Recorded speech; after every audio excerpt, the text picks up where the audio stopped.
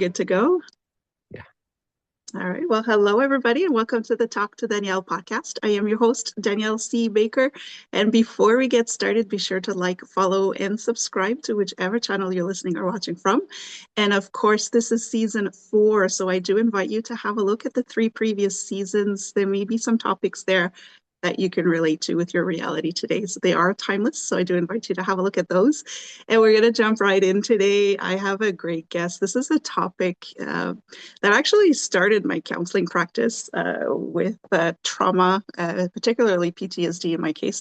I have the great Tim Shurr with me, and he's going to be sharing some of his expertise as well as some great insight. I think we see eye to eye when it comes to helping people with trauma and or just changing habits and the little missing link that we have in most practices. So thank you so much, Tim, for joining me. I'm really glad that you're on the show today. Thanks, Danielle. I'm looking forward to our conversation. I know it's going to help a lot of people. Yeah, before we get started with the topic, can you talk a little bit about yourself and tell us how you got to where you are today? Well, I started out 37 years ago trying to find a cure for anxiety. You know, that feeling that something bad's going to happen, and it could happen at any time, and there's nothing you're going to be able to do about it. I'd say it's like a fire alarm that keeps going off even when there's no fire. Yeah. And it causes us to have a huge amount of stress and worry, and it causes us to focus on what we're afraid of. So we end up going through life playing not to lose instead of playing to win. And when you play not to lose, it feels like you're losing even when you're not. And so I wanted to figure out how to feel peaceful, how to feel at ease, how to believe in myself, how to achieve goals. And I remember I was talking to a therapist early on, and he said, "Tim, you have generalized anxiety disorder." And I'm like, well, how do I get generalized confidence in order? you know, and so I spent my life trying to figure out the answer to that. And I think I found it. And I'm excited to share that with you today. Oh, this is great. Yes, because it is anxiety is such a strange thing when you think about it, or you try not to think too much about it. But I remember Mm. uh, it was I needed somebody from the outside to tell me that I was actually experiencing anxiety because I just kept going and pushing through, and I was just from the outside, I looked like a mess, but on the inside, I was fine. I was fine. And I kept saying, I don't know what's wrong with me. I'm just feeling, and somebody finally said, hey, it's anxiety. And I couldn't believe it. I work with people with anxiety and I couldn't see it Yeah. in myself. Um, I know that in your practice, you talk a lot about what blocks us in our behaviors. And I think we could maybe start with that. Or what I mean is changing our behavior. So of course, when we're dealing with Mhm. anxiety or any type of trauma, there's some behaviors we need to change, but we can only get so far, and then we fall back into our old habits. So, um, Yes. what is it that we're doing or not doing that is creating that block where we can't seem to get ahead or move past it? Can you share a little bit of wisdom on that for us? Of course. Yeah. It's a great question because, that's why they call them blind spots because we can't see our own stuff. We can be feeling it. We know that there's things going on. We can spot it in others very clearly, but it's harder to see within ourselves. That's why we need each other.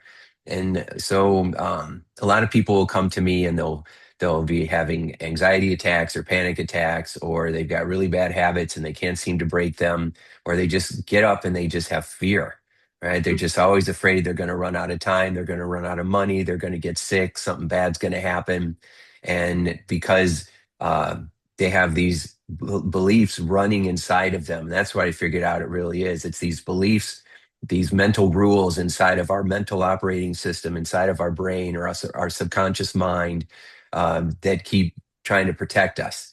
And the way that the brain protects us from perceived pain is by trying to help us pay attention to every bad thing that could happen, not to scare us, but to prepare us, right? So that if this happens, I'll handle it this way. But that's not what we tend to do. We tend to just worry about it and obsess about it. And when we go to psychology, or we go to therapy, or we go to YouTube videos, we're looking for help. A lot of times the tools that we're given can be helpful for a few minutes or a few hours, but then we go right back to what we were doing before.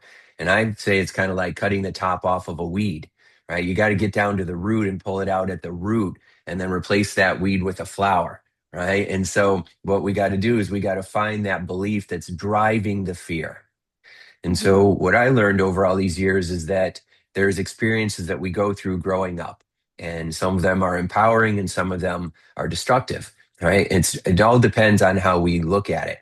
The problem is that when we go through upsetting experiences or we go through what I call big T and little t traumas, our brain makes up an interpretation of what that experience means without our permission, without our Mhm. consent, and often without us even knowing that it's doing it, because our brain's always trying to make sense of everything that we go through. And so it ends up creating these beliefs when we're kids that I'm not safe, or I'm not worthy, or I'm not good enough, or you can't trust people. And so we go through life with these hidden beliefs inside that I'm not safe. And so you're constantly trying to feel safe, right? Or I'm not worthy. And so you're constantly trying to prove yourself, right? Or chase validation, right? Or get people to like you, right? Or I'm not good enough. So you constantly find yourself, um, procrastinating or not going for what you want or sabotaging yourself in some way. You get a job interview and then you oversleep, right? Because you weren't really good enough to have that job anyway. And so we end up Mhm. creating these self-fulfilling prophecies and we don't even know we're doing it. We feel like it's happening to us. And so we've got to figure out how to find those beliefs, upgrade them, and then upgrading them means you shift from going from I'm not enough to I'm more than enough. I'm not worthy to I'm more than worthy, right? I'm loved. I love me. God loves me, right? My family loves me. And so we have to upgrade these beliefs. And most people just don't know how to do that. And that's what I figured out how to do it. And I'm going to share it with you today. Yeah, I love that. I think that's a nice segue into the work that you do because you really, I love the visual that you give about just chopping the weed up at the top and not taking care of it at the root. Probably because I have to deal with a lot of weeds in my backyard right now. So I was actually Yeah. thinking about you the other day. I'm pulling weeds. I'm like, yeah, I got to fill this with good flowers. How do you Yes, work with yes, that? Because I know your work revolves a lot about rewiring the nervous system, because the nervous system has a really important part in all of this, especially with anxiety, but every yes. other habits that we may have developed. So can you walk us through a little bit what your framework and how you work with your clients? Yeah, so your nervous system is responding or reacting to what you're thinking and what you're saying inside of yourself, or it's reacting to these unconscious beliefs inside. And Mhm. your nervous system will start to react before you even consciously are aware of what you're doing. Because it's not your conscious mind, it's your unconscious mind that stores these beliefs, these rules, and the fears, the habits. And so we'll often feel our heart beating faster. We'll start to feel like we're speeding up inside. We start to feel nervous, and we start to feel shaky, right? And that's just your fight or flight response. That's a system inside of you, a protection system inside of you that's trying to get you out of danger. You're going to have to fight or you're going to have to run away. And that's all it's trying to do. But sometimes it like has a hairline button on there. It just keeps getting triggered over and over again. That button keeps getting pushed Yeah. for situations that you don't need to respond that way. Everything will start to feel like an emergency instead of urgency or a catastrophe, right? Mhm. Because our brain, and we're not trying to do this. We don't wake up and say, today I'm going to really stress myself out. That's never You're the right. plan. Yeah. But if we have these autonomic systems and set up in place, if these habits, which are just, automated responses, they're set up like reactions.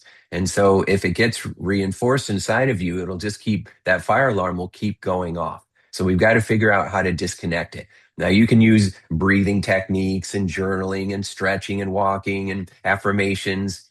But that again, if you don't change the rules, that's like having a bucket or a barrel and it's got a hole in the bottom of it. It doesn't matter how much water you pour into that barrel, it's just going to keep leaking back out. And so those techniques won't work until you seal the hole, until you seal the patch, right? And that's what we have to do.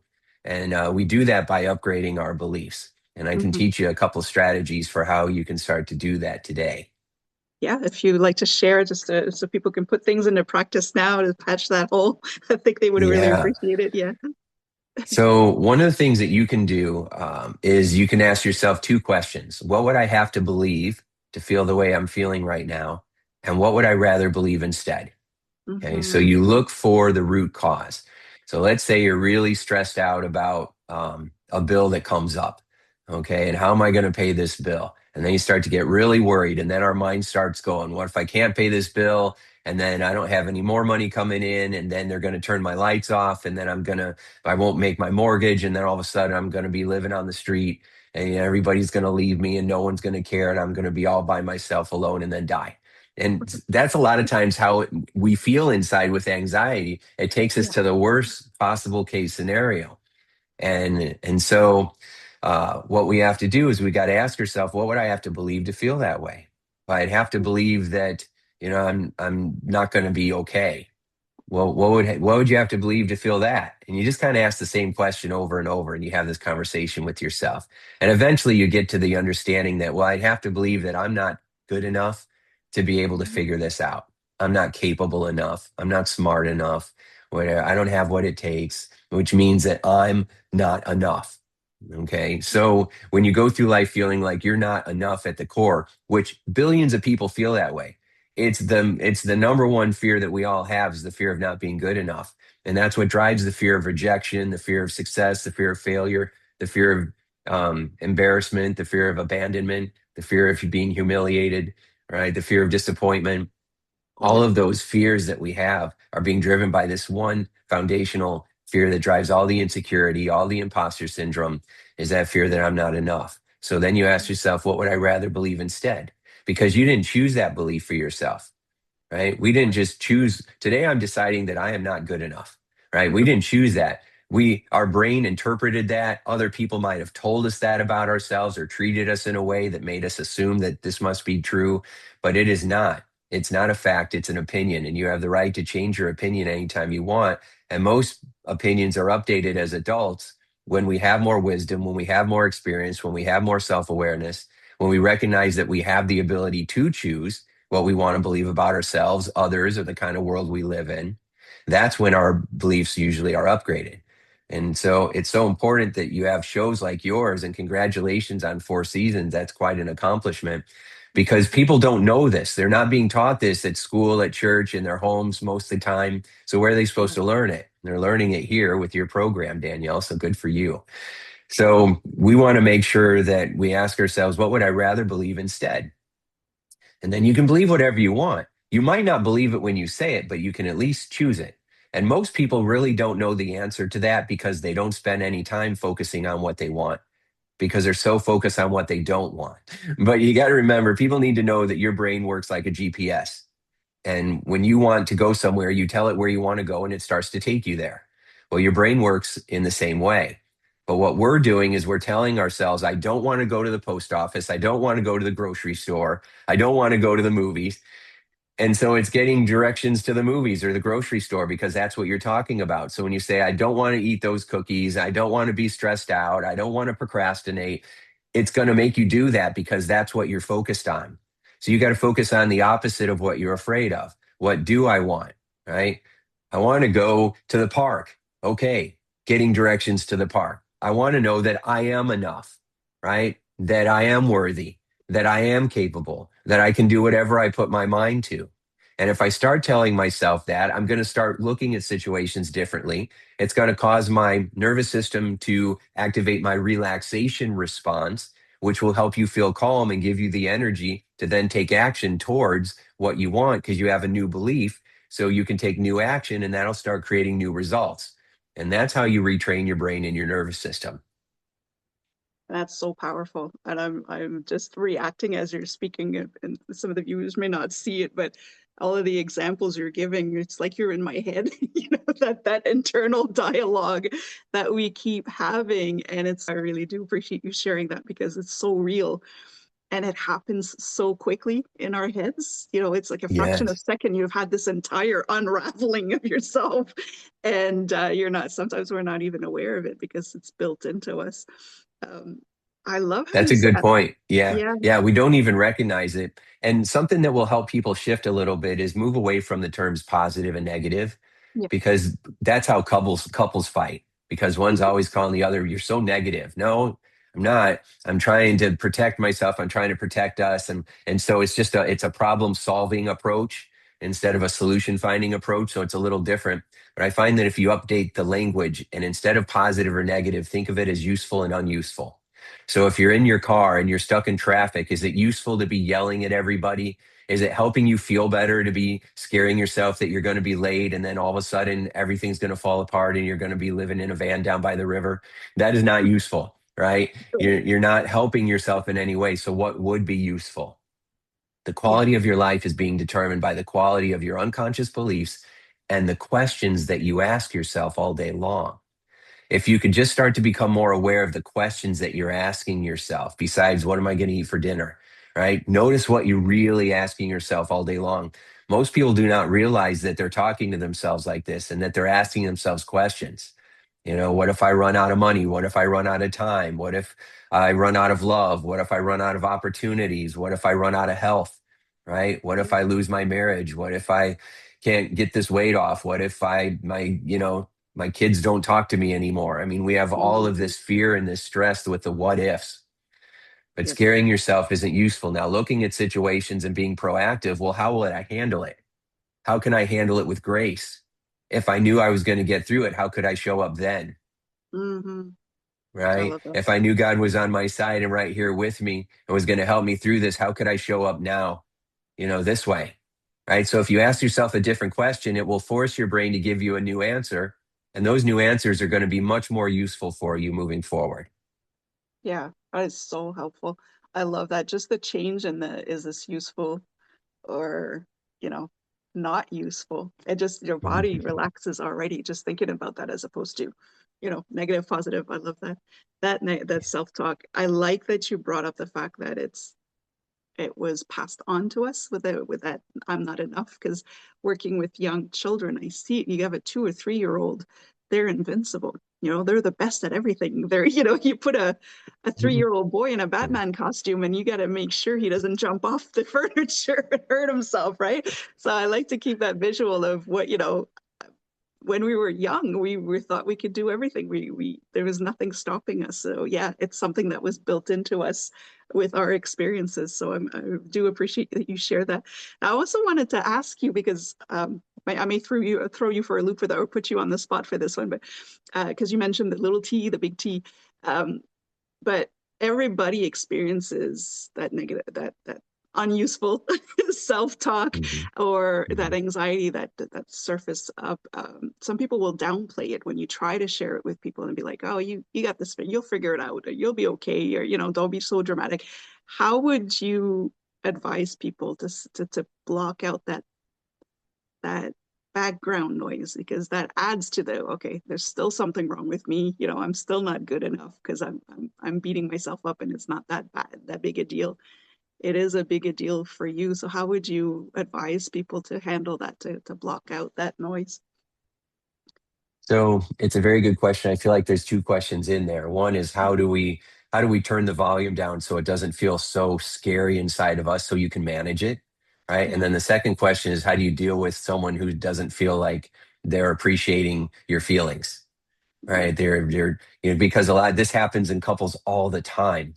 One person shares something with a level of intensity that causes the other person to want to shut down because they're not comfortable with that level of energy, right? And Yeah. they want to get away from it. And so when the person that's feeling that level of emotion feels the other person withdrawing or making it like it's not a big deal or you'll be okay and just blow it off and think positive, it causes the person with the intense feelings to feel like, no, you're not hearing me. I need to get bigger. I need to get Mhm. louder. I need to get more intense because you're not understanding how I'm feeling. And so you just keep having one person getting bigger and the other person withdrawing. And both people are doing the exact opposite of what they need to connect. Right. And that's why couples fight all the time because we have two very different strategies which we're supposed to have because that's how we balance each other out. And if we can Hmm. learn to communicate in a way that helps each other feel safe and heard and validated, I call it being loved. LUV, listen, understand, validate. Listen, understand, validate, love. Okay. I If you love can that. focus on loving other people, you're going to have a greater connection. Yeah. But sometimes, if you recognize that you're getting really intense, you've got to learn how to bring it back down for you, so the other person can fully validate you. And if you're someone who is the first sign of stress, you start bolting, you have to learn how to stay, right? You got to learn how to stay and be present and manage the intensity uh, without running away or hiding or shutting down or disconnecting. And so both people need to learn how to develop this inside of themselves. This is what growing is all about. That's why we're here to grow. So uh, so that's how you would work with somebody else. If they're saying that it's not okay, you could take that as a compliment because they see the greatness inside of you. They see how powerful you are. They see you're getting caught up in the situation, but they also know how amazing and powerful you are. So they know that you Hmm. will handle this and this too will pass. And they're just Yeah. reflecting that to you. Right? So you So could true. take it as a compliment. Yes, yes, thank you. I know, I appreciate that, but I'm still feeling this way and I just want to talk about it and vent. And sometimes Hmm. people feel like venting is really good, and sometimes venting is not good because it depends on how you're venting. If you're getting it out to just talk about it so that you can then process it, find a resolution, and move forward, that can be very useful. Some people are venting though, and they're just saying the same things over and over. And what they're doing is they're reinforcing their fear, Yeah. right? They're giving it muscles. They're taking what they're afraid of and they're pumping it up. It's like a dog that keeps biting you and you just keep feeding it. Ow, you Hmm. bit me really hard. Let me give you more food. Right? By feeding you over and over and louder, every person, a new person, good. Let me tell you everything, Yeah. all over again. And that is destructive. That is not useful. That is reinforcing. You feel, yeah, but I got to get this out. That's not the way to get it out. You got to find the Exactly. belief inside that's driving that intensity and change the belief. And often Yeah. we need people to help us to do that. Like you said, it's hard to do it on your own. I've got my One Belief Away book that you can get that'll take you through the experiences. So as you read it, you're being changed, right? It's not telling you what you should do. It's actually upgrading your beliefs while you read it. So you can put that link in there. Reaching out to Danielle, if you're doing coaching is a great way of doing it. And then of course we can help you too. So, Yeah. but the point is that you need to get some help and support so that you learn how to manage the storms growing inside of you. Yeah. That's incredible. Everything you're giving us is gold right now, but it's also transferable because you're talking about couples, but I see it working parents and child. If you're escalating, you're not creating that connection where you can Hmm. really attend to your child's needs. Even a Yeah. coworker, if there's stressful Hmm. situations at work, if you're seeing that it's escalating, there's something there that needs to be addressed. So that's what I appreciated. And I'm glad you mentioned your book because that was going to be my next thing as well. The One Belief Away has great tools for people to be able to expand on that, and there's so much more we could talk about, but with the time frame that we have, we can't always address it, but that book does give so many more tools that you can do to take note of what is triggering you, what work you need to work on, and then how you can show up for others, especially your loved ones, so you could be more supportive. I do appreciate you telling us all this because this is incredible. I could keep you on forever, but let's talk about the work. You've mentioned your book, but is there anything else that if people wanted to see your work, see how you work, where we could refer them to learn more? Yes, yes. So for 25 years, I was a hypnotherapist and celebrity hypnotherapist, and so a lot of people knew me for the hypnosis part of it. And so I have a practice that I had built called Indie Hypnosis. It was built in Indianapolis, Indiana. So indyhypnosis.com. There's a lot of free tools, a lot of free training on how to use the power of your mind to create your life by design. And then you can get the One Belief Away book there, and it takes you through the exact exercises so that you're not trying to just use positive thinking to change how you're feeling. You literally go back to the time when the beliefs were formed, and you upgrade them, back then. Mhm. Imagine we could go back and have a conversation with the little girl or boy inside of us and give them tools that we might have now, or you'll get tools that you still don't have, and then you can give them to that little kid inside of you, and it just changes the game. And of course that's just step one, but the technology and the tools are so powerful. And so if you haven't got the results you want yet, check these out because they will change your life. Mhm. That is so true. And it's just to get started, right? It's to take that leap and go for it. I'll be sure to add the links in the description box so people can have a look at the website and also to see where they can get your book. That could be very helpful as well. Uh, Before we wrap up, I asked my guests this one question at the end, and I can't Mhm. remember if I warned you about it, but I'm going to jump That's right in. okay. I'm sure you'll be able to play along. But I do ask, what do you want to be when you grow up? Oh, that's funny. When I was a kid, I wanted to be a magician. Uh, Any way to entertain people, right? So that people could feel happy and feel peaceful inside. And I guess that's still what I'm doing right now, creating magic for people, just releasing them from their biggest worries and fears and help them to feel more happy and confident and successful and get away from achiever syndrome, this feeling like no matter what you get, it's never enough, right? So that you can move through life as what I call a peaceful achiever, right? Someone who has goals and goes after them every day and does it from a place of joy and peace, uh, and and so that you can share that with those around you, right? So that you can make the people that you live with feel loved and safe and supported, and they feel that way because that's how you make yourself feel. You know, you Right. can't give what you don't have. So the more you take care of yourself, the more you're going to be able to take care of others, and then everybody wins. Hmm. I love that. So I like asking that question because there's no wrong answer, right? It is just It's where great. you at, and we're constantly evolving. So it's nice to know what's ahead. I love that. Yeah, Um, yeah. Before we wrap up, I wanted to see, is there anything you would like to add or some more wisdom you'd like to share with us that we may haven't addressed yet? Is there anything that you wanted to add to wrap it up? Yeah, one of the things that I've learned that was really important, especially for someone that was just riddled with anxiety and insecurity and in the past, right, is that it doesn't matter what shows up. What matters is how you show up, right? It doesn't Hmm. matter what's going to happen to you. What matters is what you bring to the situation. So instead of being afraid that everything is going to happen to me, which is kind of like a victim mentality, we got to become the victor. You might have been gone through bad experiences, but those are experiences. You are the experiencer. You're more powerful than any experience you've ever had. So when you take your power back, you're deciding what you're going to bring to the situation.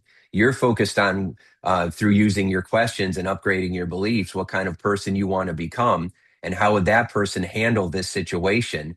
And then you start focusing on showing up in that way. It's a skill and you can develop it and you'll get stronger. And you're literally just one belief away from your next big breakthrough.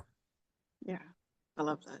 That's powerful. Thank you so much for sharing that. I'm, there's so much more we could talk about. We'll have to have you on again for another episode. I do believe you wanted to share something as well that as somebody that a download something that people could download or they could Oh, work with. yes. If you need something quick, right? So I created this high performance switch, right? It's a 4 minute video, or there's an audio version of it where I just take you through a real quick reset to help you to go from anxious to kind of get back into flow state so that you feel more calm, so you're more focused, so that you can actually do all the things that we're talking about. It's only 4 minutes, it's free. So we'll put the link in the show notes and you can have that. Just make sure that you're subscribed. You give this interview 5 stars and you share it with a friend so that more people can get these tools because it really, you can be part of the transformation and part of the change, which is always good. Thank you so much, Tim. You would just make my work a lot easier. You're just plugging it in there for me. I really do appreciate. I thank you so much for coming on. You're giving us a lot of golden nuggets there that we can work with. And like as you mentioned at the beginning of the show, it's something we do need to talk about. Is there's not a lot of conversations. There aren't no conversations really going on about how we can do this. We know that there's ways of doing it, but what do we do when we hit that block and we can't push forward? So thank you again. I do. And anytime you want to come back on, you're more than welcome to. Yes. Well, thank you so much for having me on. I really enjoyed our time together. Thank you. For everybody listening or watching, don't forget to like, follow, and subscribe, as Tim said already. And don't forget to go check out Tim's website as well. I'll put all the information, get his book, and also get your hands on that the gift that he's giving us today. So thank you again very much. And until next time, stay safe, stay awesome, and we'll talk soon.